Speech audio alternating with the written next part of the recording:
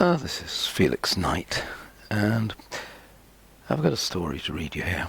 I've always enjoyed this story.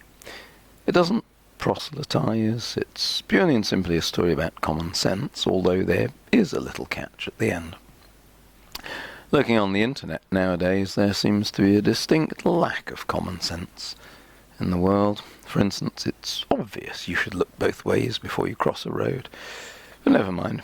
Let me read you this story. It's from the Gospel of Matthew, verses 1 to 13 of chapter 25. Our story takes place 2,000 years ago in the land that was called Galilee. A wedding feast was planned, and 10 young girls were to carry burning oil lamps in the procession.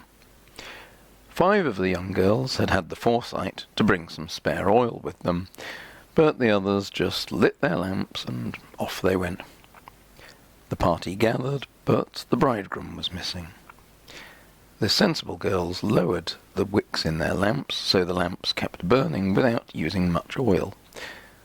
The foolish girls left their lamps to burn brightly, ready for the bridegroom to appear. As the evening wore on, the girls all fell asleep. Suddenly at midnight, everybody was roused with a cry that the bridegroom was on his way. The sensible girls turned their lamps up to light the way, but there was no such luck for the foolish girls. Their lamps had burned brightly, used up all the oil, and were now extinguished.